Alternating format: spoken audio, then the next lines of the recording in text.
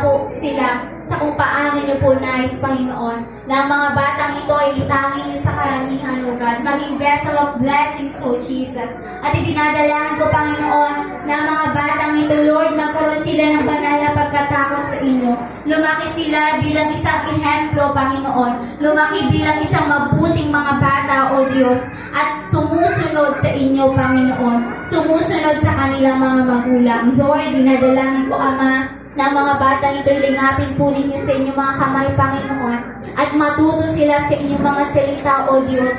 Lumago sila, Panginoon, na sa gano'n ang mga batang ito, Lord, ay magamit po ninyo sa inyong ubasan, O God. At ang mga batang ito, Panginoon, ay patuloy na kayo ang kumilos sa kanilang mga buhay. Maging pagpapala po sila, Panginoon, sa ibang tao, sa kanilang mga magulang, sa kanilang mga kaibigan, sa kanilang mga kaklase, sa mga makakasalamuhan nila, Panginoon.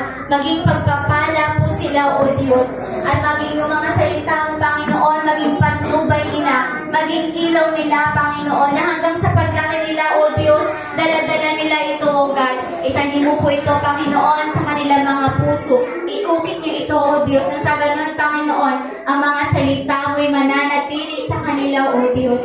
Salamat po sa inyo, Panginoon, sa kanilang mga buhay. Lord, tinitiwala ko sila sa inyo, Panginoon.